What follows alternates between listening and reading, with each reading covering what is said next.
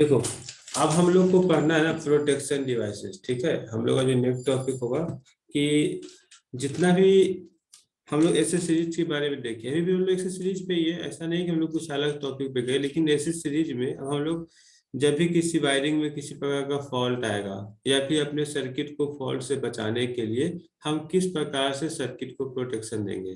ठीक है, उसके लिए क्या क्या सा इक्विपमेंट यूज करेंगे, क्या क्या मेथड सही होना चाहिए। ठीक है, उससे उस चीजों को देखते हैं किस रेटिंग के लिए कौन सा इक्विपमेंट सही है। तो अगर हम आगे बढ़े,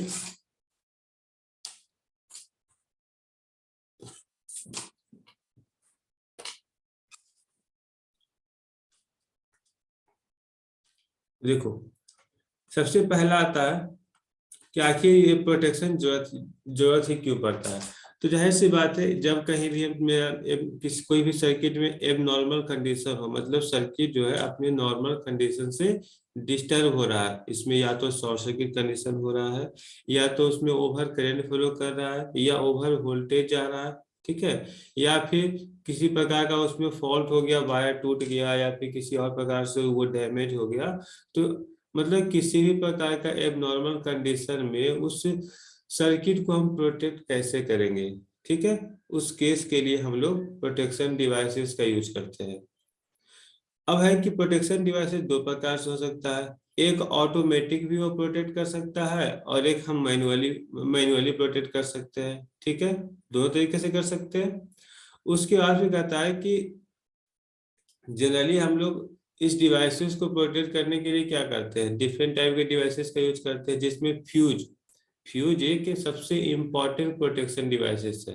जनरली हम लोग इसका यूज करते हैं। ठीक है, लेकिन यहाँ पे कह रहा है ना कि प्रोटेक्शन हर एक वोल्टेज के लिए, वो लो वोल्टेज हो या हाई वोल्टेज हो, सबके लिए प्रोटेक्शन जरूरत है। ठीक है, तो हमेशा ध्यान रखो, लो वोल्टेज के लिए हम लोग जनरली फ्यूज एमसीबी ये सब का यूज करते हैं, हाई वोल्टेज के लिए हाई वोल्टेज डिवाइसेस का यूज करते हैं। ठीक है, जिसमें सर्किट ब्रेकर ये सब कुछ आ गया, रिले ये सब आ गया, उस सब में हम क्या करते हैं, वो सब मतलब हाई वोल्टेज पर्पस में हम वो सब डिवाइसेस का यूज करते हैं। तो बारी बारी से सबको डिस्कस करेंगे कि प्रोटेक्शन डिवाइसेस में कौन कौन डिवाइसेस आता है और किसका क्या काम है, सबको अच्छे से एक्सप्लेन करते हैं। तो सबसे पहला है यहाँ पे फीचर ऑफ डिवाइसेस। आखिर प्रोटेक्टिव डिवाइसेस का फीचर क्या क्या है, ये सब ना मतलब माइंड में कोशिश करना कि रटने का नहीं, बस देखने का आखिर ये सब क्या क्या हो सकता है।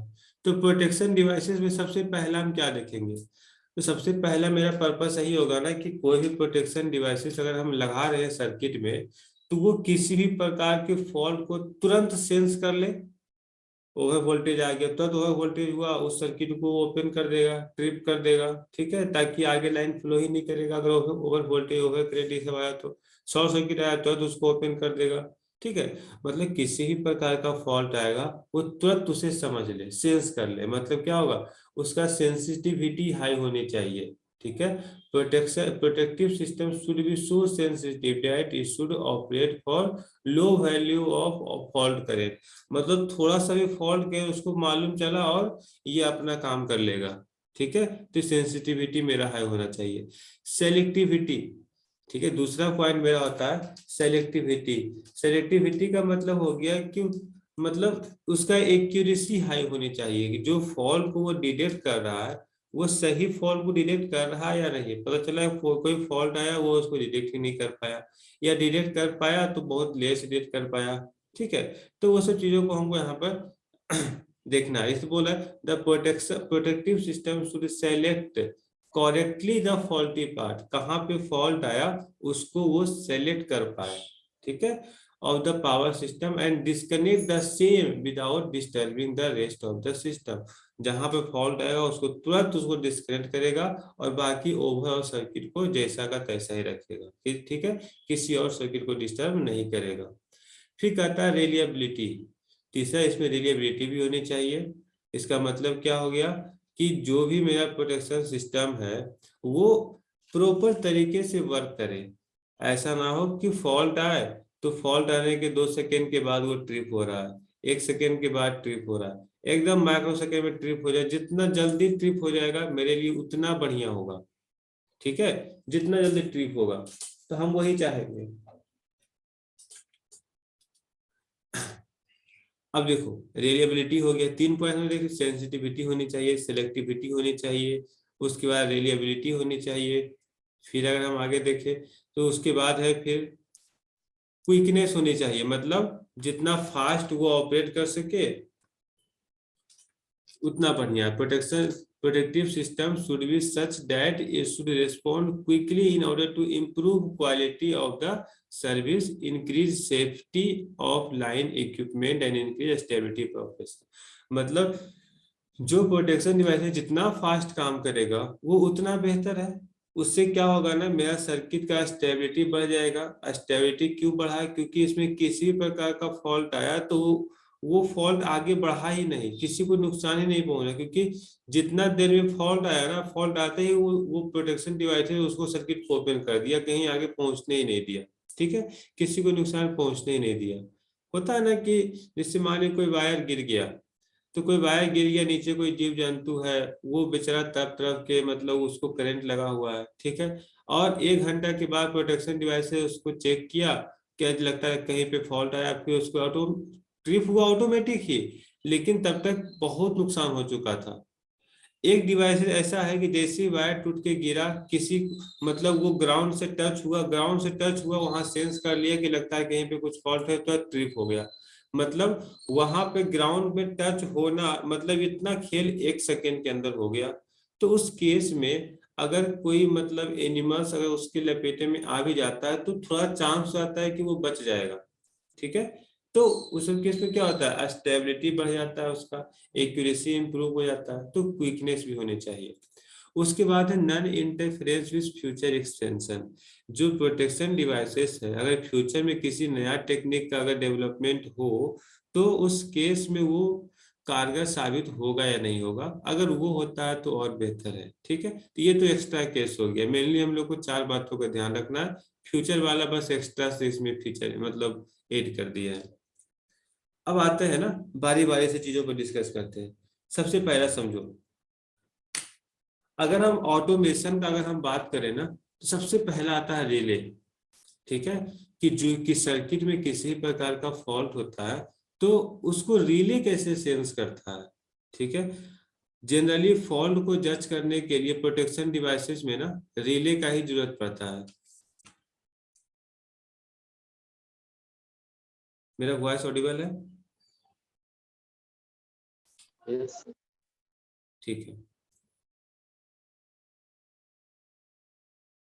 तो देखो रिले का ही जरूरत पड़ता है। ठीक है, तो हम लोग बारी बारी से पढ़ते हैं, पहले रिले को पढ़ते हैं। ठीक है, पहले रिले को जितना देखो, अब इसमें ज्यादा डेप्थ में नहीं जाएंगे रिले, ठीक है, क्योंकि रिले का भी एक अलग दुनिया है।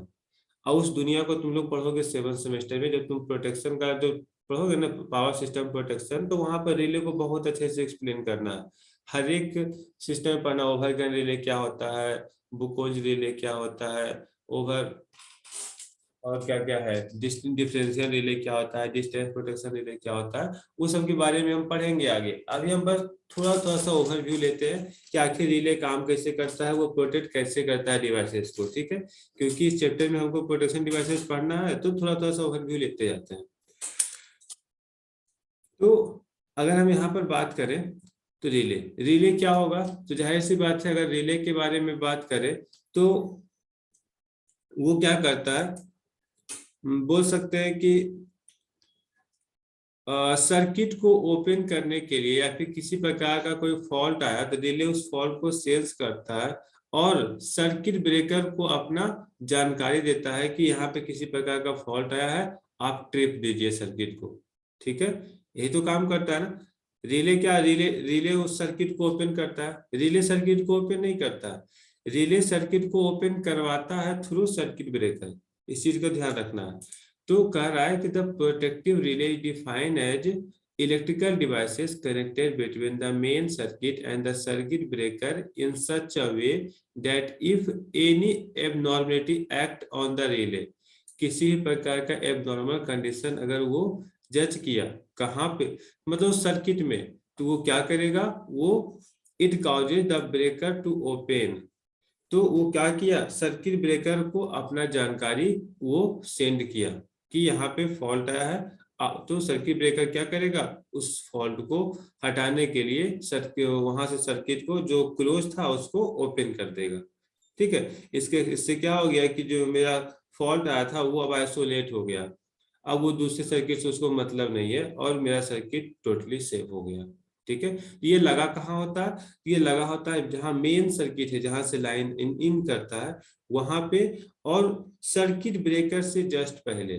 ठीक है, क्योंकि रिले सेंस करेगा, जाहिर सी बात है सर्किट ब्रेकर से पहले रिले में लाइन पहुंचेगा, उसके बाद ही उसमें पहुंचेगा। ठीक है, तो सर्किट ब्रेकर से जस्ट पहले वहां पर मेरा रिले लगा होता है। तो अब एक चीज ध्यान रखना, ऐसा नहीं समझना कि रिले जो है, मतलब वो रिले बहुत टाइप पे डिपेंड करता है, वो मेरा वोल्टेज पे डिपेंड करेगा। ठीक है, अगर बहुत हायर मतलब रेटिंग का वोल्टेज है, जैसे तुम्हारा हो गया 132 केवीए हो गया, 33 केवीए हो गया, तो वहां रिले को हम अलग से रखते हैं। ठीक है, मतलब जो उस वोल्टेज है, वोल्टेज को एकदम लो ट्रांसफार्मर के थ्रू उस वोल्टेज को कम करते हैं, फिर रिले को भेजते हैं, और फिर रिले उसको सेंस करके फिर वो सर्किट ब्रेकर को जानकारी देता है। अगर लो वोल्टेज है तो उसको डायरेक्ट रिले से पास कर देते हैं। ठीक है, डिपेंड करता है, रेटिंग पे डिपेंड करता है, लेकिन रिले जो है ना वो लो वोल्टेज पे ही काम करता है, लेकिन वो हाई वोल्टेज को भी कंट्रोल कर लेगा। ठीक है, बढ़ते हैं आगे, बारी बारी से देखते हैं। तो कह रहा है कि चलो क्लासिफिकेशन पे आते हैं कि आखिर रिले को कितने भागों में बांटा जा सकता है। तो सबसे पहला देखते हैं, कंस्ट्रक्शन के आधार पर रिले को कितने भागों में बांटा गया। ठीक है, कंस्ट्रक्शन मतलब जो रिले बनाए ना, तो जनरली इतना ध्यान रखो, रिले जो होता है ना मैग्नेट पे ही काम करता है, इलेक्ट्रोमैग्नेटिक फोर्स इलेक्ट्रोमैग्नेट बनता है उसमें, उसके कारण उसमें मैग्नेट क्रिएट होता है, मैग्नेट क्रिएट होता है तो दो दो मेटल आपस में अट्रैक्ट होता है, आपस में अट्रैक्ट होता है तो एनसी से एनओ से एनसी बनता है। ठीक है, एनओ कॉन्टेक्ट से एनसी कॉन्टेक्ट बनाता है और सर्किट को इन्फॉर्मेशन देता है कि आप ट्रिप मारिए, बस इतना ही काम करता है। तो सारा खेल इलेक्ट्रोमैग्नेट का है। ठीक है, अब है कि इलेक्ट्रोमैग्नेट को कितने प्रकार से लगाते हैं, जितने प्रकार से लगाते हैं उतना प्रकार यहाँ पर रिले बन जाएगा। ठीक है, तो कह रहा है कंस्ट्रक्शन के आधार पर कितने प्रकार का रिले होता तो बहुत प्रकार का है, 3 4 5 हम लोग यहाँ पर देख लेते हैं। सबसे पहला है अट्रैक्टेड आर्मेचर टाइप, जिसको हम लोग बोलते हैं, अगर हम यहाँ पे बात करें ना, इसका एक और नाम भी है instantaneous electromagnetic relay. Instantaneous spelling देख लेना।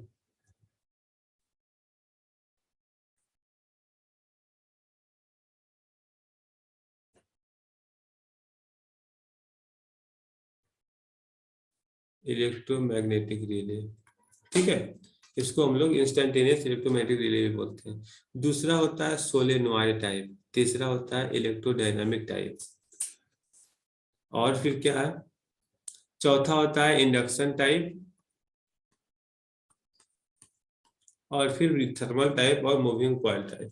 ये मतलब ओवरऑल 6 होता है ना, 6 मेजर तुम्हारा प्रोटेक्शन रिले है। कंस्ट्रक्शन के आधार पर मेजर रिले मतलब जो डिजाइनिंग हम लोग का रिले का होता है, इसी 6 में से किसी एक का यूज करते हैं। ठीक है, बाकी देखेंगे धीरे धीरे बारी बारी से, सबको एक ब्रीफ डिस्कशन लेते चले जाएंगे। पहले और भी देख लेते हैं, एप्लीकेशन के आधार पर रिले को कौन कौन से भागों में बांटा गया है। देखो सबसे पहला एप्लीकेशन क्या हो सकता है कि अगर वोल्टेज ज्यादा हो जाए तो वैसा बोल सकते हैं ना, तो उस केस में प्रोटेक्शन कौन देगा। अगर करेंट ज्यादा हो गया तो उस केस में प्रोटेक्शन कौन देगा, तो हम ऐसे बोल सकते हैं ओवर वोल्टेज या ओवर करंट प्रोटेक्शन रिले। ठीक है, या फिर ओवर पावर रिले। उसके अगर वो जैसे ही वो ओवर हो जाएगा तो वो क्या करेगा, उस सर्किट को सेव करेगा। उसके बाद दूसरा कह रहा है ओवर वोल्टेज अंडर, देखो under voltage under current power relay. अब यहाँ पर है कि अगर जो मेरे पास वोल्टेज चाहिए, हम मान ली 220 वोल्ट पे काम कर रहे हैं, मेरा डिवाइस से 220 पे ही काम करेगा, 200 से 220 के बीच में काम करेगा, वोल्टेज तुम्हारे पास 150 ही आ रहा। तो उस केस में हमें इसका भी तो ध्यान रखना है ना कि हम उस डिवाइसेस में 150 को पास करने पे वो काम ही नहीं करेगा। तो कुछ डिवाइसेस ऐसा होता है कि लो वोल्टेज पे भी वो खराब हो सकता है, और हाई वोल्टेज पे तो खराब होता ही है। तो हमें सर्किट को उससे ही बचाना है कि अगर लो वोल्टेज हो रहा है तो उस डिवाइस को तुम लाइन पहुंचने ही मत दो। जितना हमें चाहिए तुम उतना अगर हमको मिल रहा है तभी उस मतलब डिवाइसेस में लाइन जाना चाहिए। तो उस केस के लिए भी हम प्रोटेक्शन का यूज करते हैं। तो हम अंडर वोल्टेज पावर रिले का भी यहाँ पर जरूरत है हमें। उसके बाद होता है डायरेक्शनल पावर रिले। ठीक है, डायरेक्शनल का मतलब हो गया कि मेरे पास डिफरेंट डिफरेंट मान ले जाए, अगर हम बात करें ये मेरा कोई सोर्स है और इधर से कोई लाइन पास किया है, ठीक है, एक इधर हो गया और एक इधर हो गया। तो कहने का मतलब है कि अगर मान लिया जाए कहीं यहाँ पे फॉल्ट आया, तो क्या ये फॉल्ट ये पूरा ओवरऑल सर्किट को ट्रिप कर देगा? ठीक है, या फिर एक और अगर हम ऐसे बात करें, यहाँ भी लगा हुआ है, यहाँ से कुछ अलग सर्किट निकला हुआ है, ठीक है, यहाँ से कुछ अलग सर्किट निकला हुआ है। तो हम ये कह रहे हैं कि अगर, एक मिनट, ये सही है ना, 1 मिनट,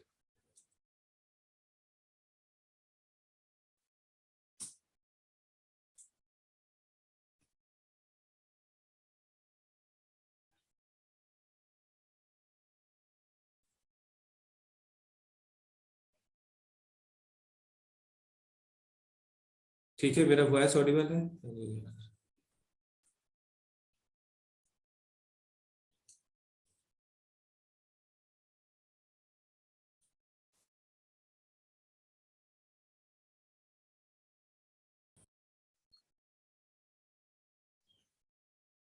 मेरा वॉइस ऑडिबल है?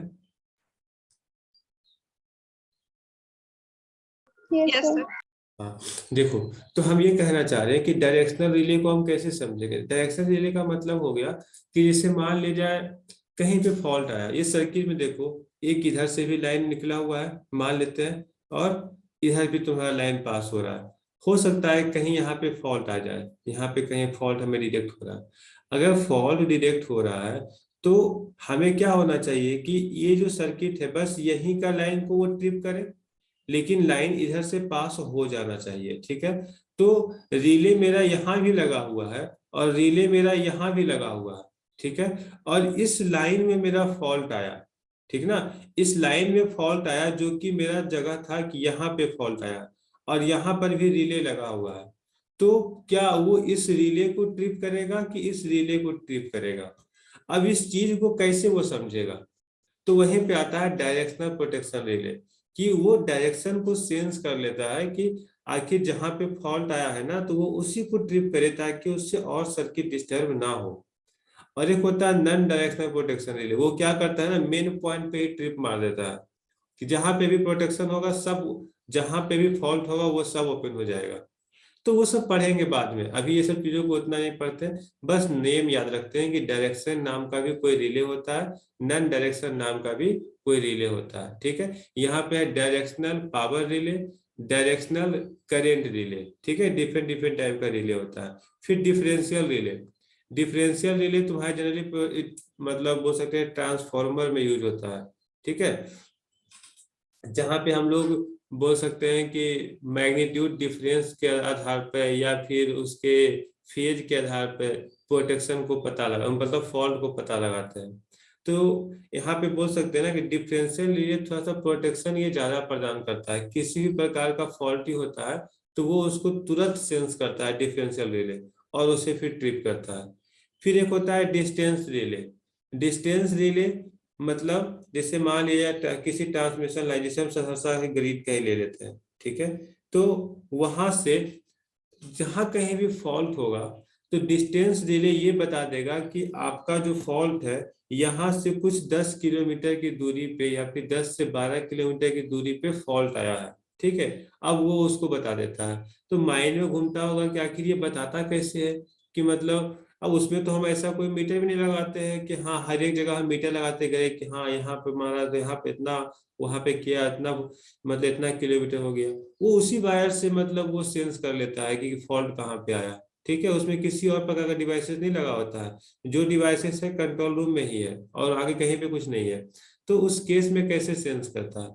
अभी के लिए बस इतना ध्यान रखो, ये सारा सेंस ना वो इम्पीडेंस पे करता है, इम्पीडेंस के अनुसार वो पूरा इम्पीडेंस को कैलकुलेट करता है। फॉल्ट आने पे पहले करंट कितना था, लास्ट में करंट कितना हुआ, उसके आधार पे वो उसको कैलकुलेट करके जितना भी इम्पीडेंस आता है ना, तो हर एक इम्पीडेंस लगा होता है कि इतना इम्पीडेंस का मतलब इतना किलोमीटर, इतना इम्पीडेंस का मतलब इतना किलोमीटर, उसके अनुसार डिस्टेंस प्रोटेक्शन रिले सेंस करता है डिस्टेंस को। ठीक है, उसको भी बाद में पढ़ेंगे, सब तुमको पावर सेटिंग प्रोटेक्शन में पढ़ना है। ठीक है, अभी बस नेम को याद रखो। तो ये भी देख लिए। तो कंस्ट्रक्शन के आधार पर देख लिए कौन कौन सा टाइप का होता है, एप्लीकेशन के आधार पर देख लिए, और देखते हैं टाइम के आधार पर देखते हैं।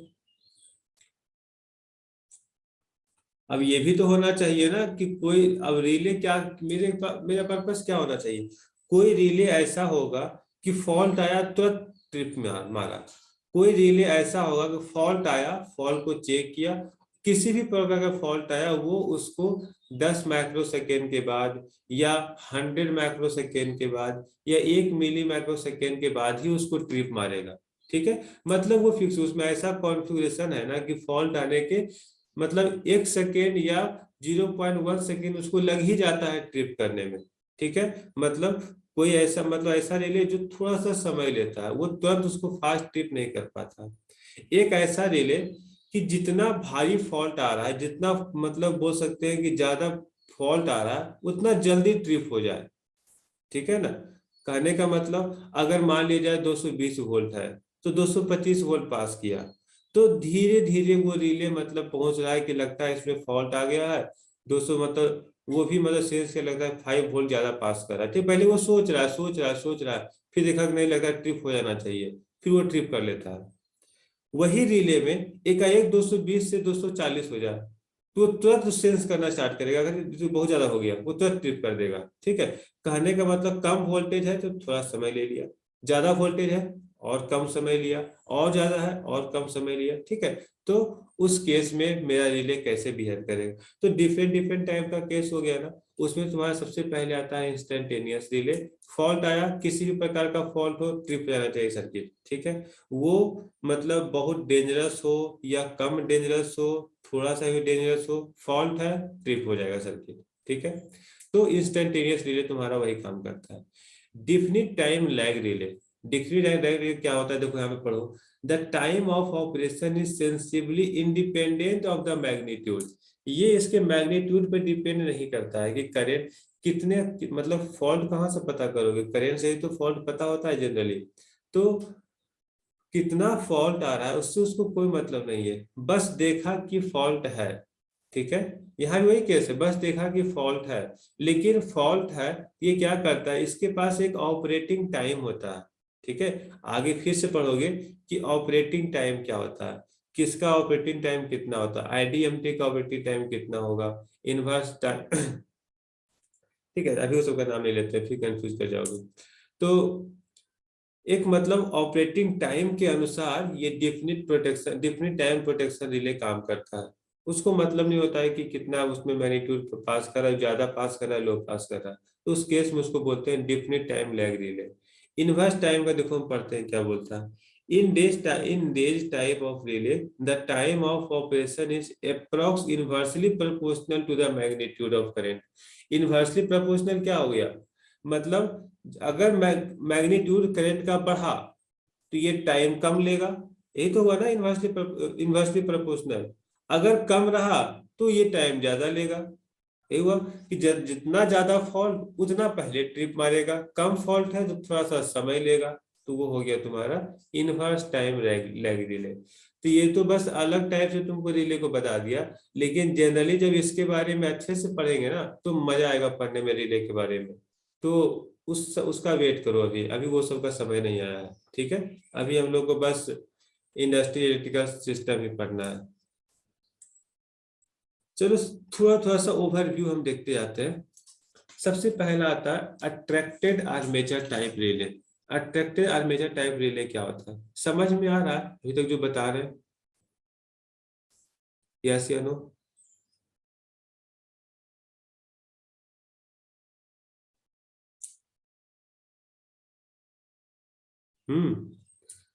जया मौसम। Yes sir. चलो देखो, अब देखो अट्रैक्टिव आर्मेचर टाइप रिले क्या हुआ, अभी बताया कि इसको हम लोग इंस्टेंटेनियस इलेक्ट्रोमैग्नेटिक रिले भी बोलते हैं। देखो रिले का मीनिंग गलत लिखा गया, इसको चेक कर लेना। ठीक है, तो अब यहाँ पे अगर हम बात करें ना, तो इसका हम फिगर्स दिखाते हैं, बाकी ऑटोमेटिक समझ में आ जाएगा। कहाँ आ गया?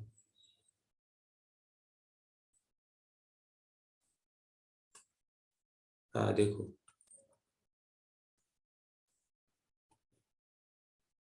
देखो इसमें होता क्या है, रिले से तो पता चल ही रहा है कि ये ट्रिपिंग का काम करेगा, कैसे करेगा, ठीक है, इसका कॉन्फ़िगरेशन क्या होता है।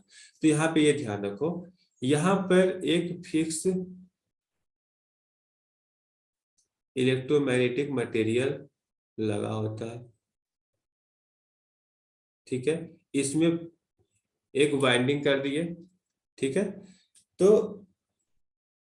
एक मैग्नेटिक मटेरियल में मतलब जो भी तुम्हारे पास फिक्स पॉइंट पे, उसमें हम वाइंडिंग कर दिए, मतलब एक कोल रखा हुआ है उसमें वाइंडिंग किया हुआ है। अब हम उस वाइंडिंग में क्या करेंगे, सप्लाई देंगे। तो ये मेरा हो गया कोर, और ये मेरा हो गया वाइंडिंग,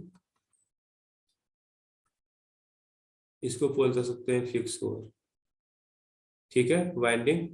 और ये तुम्हारा जो ट्रिप सर्किट है ना, इसको ऐसे समझो, ये तुम्हारा एनो एनसी कॉन्टेक्ट है, ये अभी जो कॉन्टेक्ट है वो एनो कॉन्टेक्ट हो गया, और ये मूवेबल पार्ट है,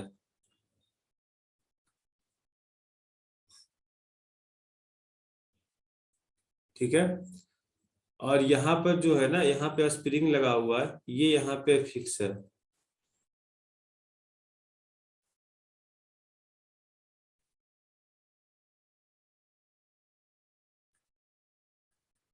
देखो यहाँ हो क्या रहा, अब हम यहाँ पे क्या किए, यहाँ पे देखो डिफरेंट डिफरेंट टाइप का टाइपिंग लिए हुआ है, एकदम बारीकी से समझना। ये जो ओवरऑल रिले बना हुआ है ना, इसमें एक कोर लगा हुआ है, कोर में वाइंडिंग किया हुआ है, और उस कोर के नीचे देखो एक और, हम बोल सकते हैं मैग्नेटिक मटेरियल के रूप में, या फिर किसी प्रकार कंडक्टर के रूप में, जिसमें मैग्नेट बन सकते हैं, जिसमें जिसमें मैग्नेट बनता है, ठीक है। तो वहां पे हम मैग्नेटिक मटेरियल को अलग से किस इसमें सेट किए हुए हैं, ठीक है। अब क्या होता है कि जैसे इसमें हम सप्लाई देते हैं, जैसे सप्लाई देंगे, इसमें क्या होगा, इलेक्ट्रोमैग्नेट बनेगा, ठीक है। इलेक्ट्रोमैग्नेट बना, जैसे इलेक्ट्रोमैग्नेट बना, ये ऑलरेडी मैग्नेटिक मटेरियल है, ठीक है। उसमें इलेक्ट्रोमैग्नेट जैसे क्रिएट होगा, इस मैग्नेटिक मटेरियल को अपने पास अट्रैक्ट करेगा, ठीक है। वो उसको तुरंत अट्रैक्ट करेगा, ये क्या होगा, ये तुरंत ऊपर की ओर सटेगा, ये जो मैग्नेटिक मटेरियल है इस कोर के साथ जाकर के चिपक जाएगा। जैसे इस कोर के पास जाकर के चिपकेगा, तो क्या ये पार्ट भी ऊपर की ओर भागेगा, ठीक है। ये पार्ट ऊपर की ओर भागा, और यहाँ पर एक टर्मिनल जिसमें लाइन जा मतलब पास हो रहा है, या फिर इसमें लाइन पास हो रहा है, इसको वो सप्लाई दे दिया, मतलब बोल सकते हैं कि ये आपस में कांटेक्ट बना लिया। जैसे कांटेक्ट बना लिया तो हो गया ना कि पहले वो सर्किट ओपन था, अब क्लोज हो गया, क्लोज हुआ तो इन्फॉर्मेशन चला गया सर्किट ब्रेकर को, मतलब सर्किट ब्रेकर चालू हो गया, यही है ना। मतलब क्या हो गया कि जो तुम्हारे पास रिले था वो अभी ऑफ था, और वो अब ऑन हो गया, मतलब वो दोनों कांटेक्ट वो आपस में सट चुका है, तो वो ऑन हो गया, ऑन हो गया मतलब जो पावर था वो पावर चला गया सर्किट ब्रेकर को। तो सर्किट ब्रेकर पावर चला गया मतलब क्या हो गया, वो सर्किट ब्रेकर को सेंस करवा दिया। अब सेंस किया तो सर्किट ब्रेकर क्या करेगा, अपना काम करके उस सर्किट को ओपन कर देगा, ठीक है। तो यहाँ पे क्या हो गया, इलेक्ट्रोमैग्नेट बना। हम कॉन्फ़िगरेशन इस प्रकार से रखेंगे ना कि हम सर्किट को मतलब एनो से एनसी बनाना चाह रहे हैं, या एनसी से एनो बनाना चाह रहे हैं। यहाँ पे हम क्या किए, पहले सर्किट न्यूट्रल टू ओपन था, अब वो न्यूट्रल टू क्लोज हो गया, मतलब एनो से एनसी बन गया, ठीक है। तो कैसे हुआ, तो हम इसमें एक कोर था उसमें बाइंडिंग किए हुए थे, और नीचे और एक जो मूवेबल पार्ट है उसमें मैग्नेटिक मटेरियल पहले से लगा हुआ था, जैसे सप्लाई दिए ये इलेक्ट्रोमैग्नेट बनाया, और वो दोनों आपस में अट्रैक्ट हुआ, जैसे अट्रैक्ट हुआ उसके कारण जो एनो कांटेक्ट था वो एनसी बन गया, ठीक है। और एनसी बनने के बाद उसमें सप्लाई पास हुआ, सर्किट वो जानकारी सर्किट ब्रेकर को मिला और वो उसको ट्रिप करवा दिया। तो यही इसका काम है, अट्रैक्टिव आर्मेचर टाइप रिले का। ठीक है, एनो को एनसी बनाता है, सर्किट को ट्रिप करवाता है। समझ में आया कैसे क्या होता है। अब बात होता है कि यहाँ पे डिफरेंट डिफरेंट टर्मिनल क्यों दिया हुआ है। तो डिफरेंट डिफरेंट टर्मिनल इसलिए दिया हुआ है क्योंकि हम ये नहीं पता किस रिले को कहाँ लगाएंगे। ठीक है, रिले को हम यहाँ भी लगा सकते हैं, जैसे हाई वोल्टेज पर्पस के लिए लगा सकते हैं, जैसे अपने घरों में लगाए तो उसको 250 वोल्ट पे भी सेट कर सकते हैं, 450 वोल्ट पे भी सेट कर सकते हैं कि अगर इतना से ज्यादा वोल्टेज आएगा तब तुमको फॉल्ट की उसको समझना, क्योंकि ये तो मशीन है ना, ऑटोमेटिक थोड़ी ना समझेगा कि हाँ आपके लिए क्या नेसेसरी है, इसको सेट करना पड़ता है। तो उस रेटिंग के अनुसार हम यहाँ पे डिफरेंट डिफरेंट टाइप का टाइपिंग दिए हुए हैं कि इस टैप के साथ लेंगे इतना वोल्ट पे काम करेगा, इस टैप के साथ इतना वोल्ट पे काम करेगा, इस टैप के साथ इतना वोल्ट पे काम करेगा, सबका स्पेसिफिकेशन दिया हुआ होता है। उसके अनुसार उसी टर्मिनल पे उसको सेट करते हैं। अगर गलत सेटिंग हो जाएगा तो सही से फॉल्ट पे वो काम नहीं करेगा। ठीक है, तो ये सब इसका जानकारी होता है जो जनरली हम लोग इसका ध्यान रखना होता है इस चीज का। ठीक है, क्लियर है मौसम।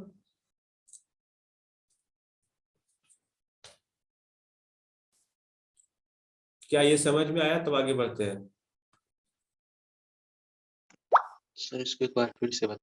देखो अजित, हम क्या बोले, हम यहाँ पर बोले कि ये जो तुम्हारा दिख रहा है ना, इसको पहले इरेज कर लेते हैं। ये जो तुम्हारा फिगर दिख रहा है,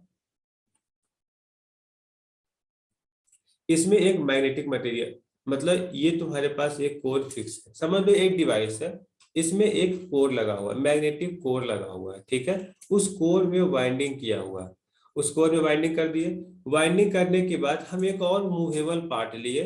ठीक है, मूवेबल पार्ट लिए और देखो इस कोर का शेप देख रहे हो, ये कुछ ऐसा दिख रहा है तुमको। ठीक है, तो उसी के अनुसार हम एक मैग्नेटिक मटेरियल लिए जो इसके अंदर में जाकर के चिपक सके, अच्छे से प्रॉपर्ली चिपक सके, उस प्रकार के डिजाइन का हम एक मैग्नेटिक मटेरियल लिए। ठीक है, और ये जो है ना, बोल सके कि मतलब ये तुम्हारा मूवेबल पार्ट है कि जैसे वो अटैच होगा तो ये ऊपर की ओर जाएगा। इसके लास्ट वाले पार्ट को